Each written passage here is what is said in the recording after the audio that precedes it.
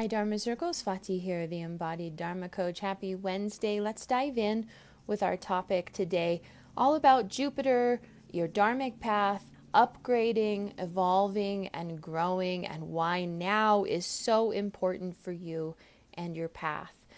Some of you have seen my newsletter and my posts about the Jupiter transit. Remember that from a Vedic perspective, Jupiter is called Guru. So the Sanskrit name for Jupiter is Guru, and that is because he honors the Dharmic path. He is really the planet that supports and guides us on our path with our purpose and our Dharma in this lifetime.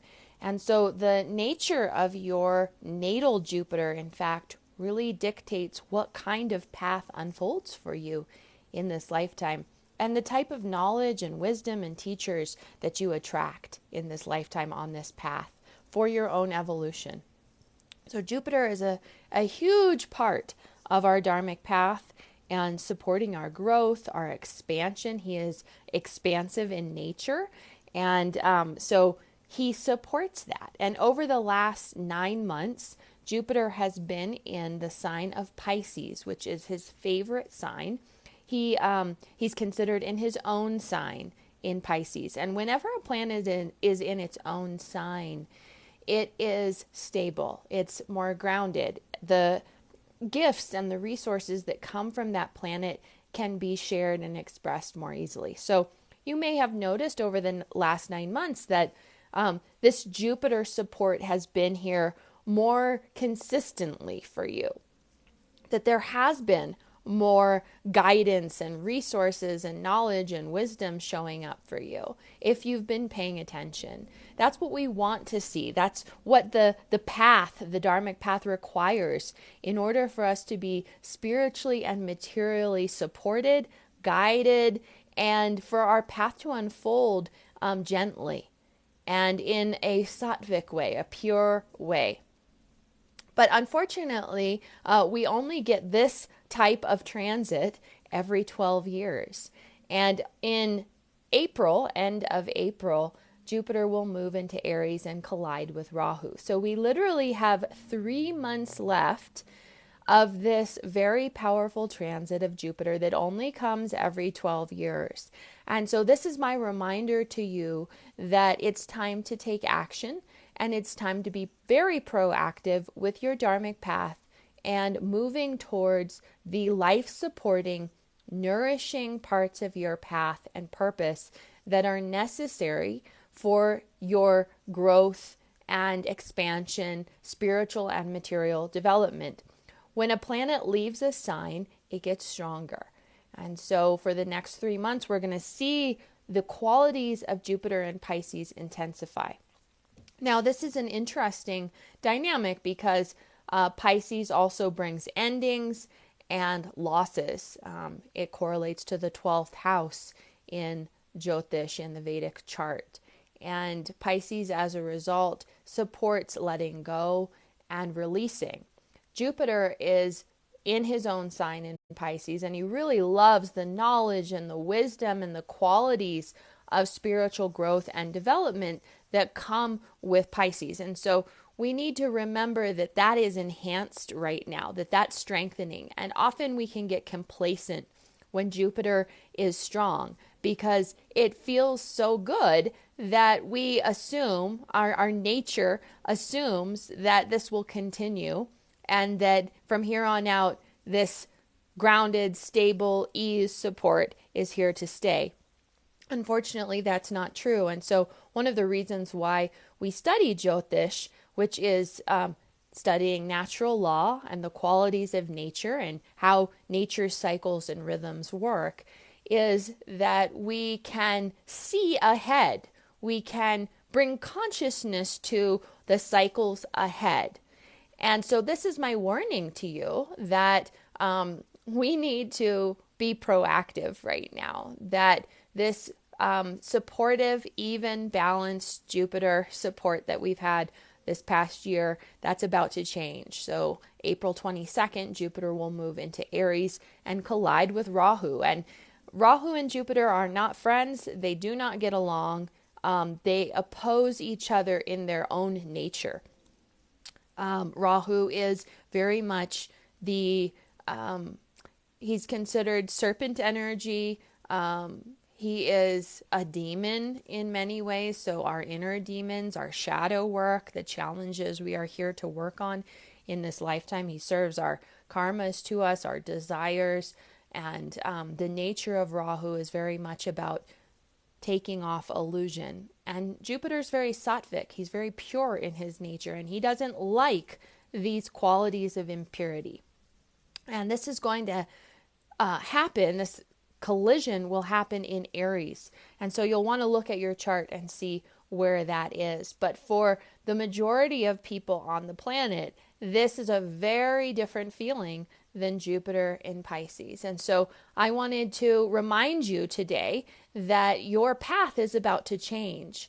And if there are things that you know you need to step into, things that you need to do, action that needs to be taken, right action for your Dharma, now is the time. Don't wait until next year. Don't wait 6 months from now. Don't wait until the pressure builds and the conflict, the challenge, the pain, the hardships intensify in the months ahead, in the cycle ahead, in order to move forward or take action. Now is actually a really good time. Notice the resources coming to you. Notice the guidance and support here. Notice the dharmic support that has been arriving for you. Are you being proactive with that? The dreams, the desires you have, are you being proactive?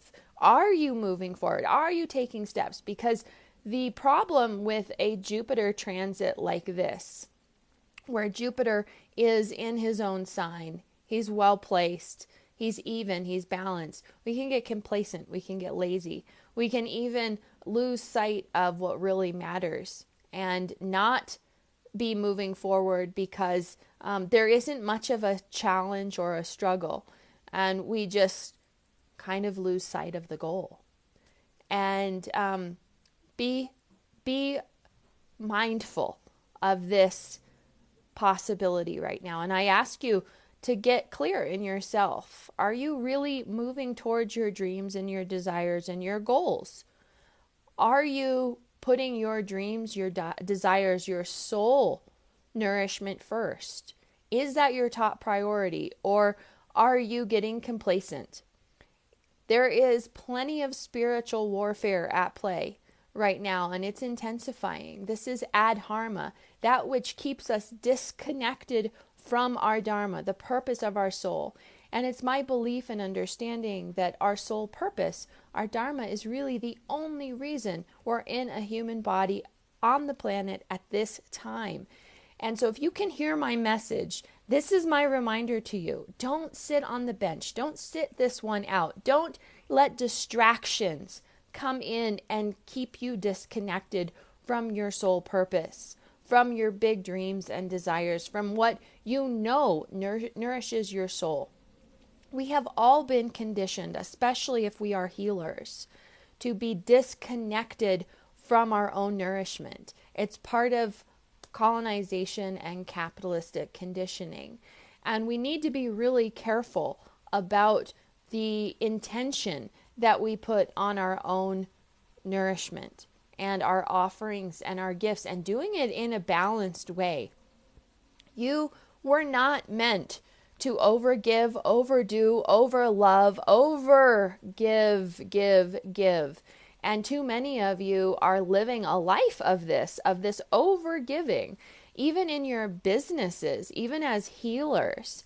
And this is problematic. You know, when you're too tired to be nourished, when you're giving more than you're receiving, when there is an imbalance with how much you give versus how much you receive, even monetarily, that is not dharmic. That is adharma. And it's literally harming your soul and your body when you overgive, overdo, and you are not allowing yourself to receive in equal measure and in a balanced way. We are not here to be in survival mode, to lack. to be malnourished, to not have wealth and abundance. That's not our true nature. It's not nature's way at all. And we're not here to push and force. So Dharma, reminder that Dharma is the easiest thing you will ever do. It is the simplest thing you will ever do. And that is because Dharma is your nature.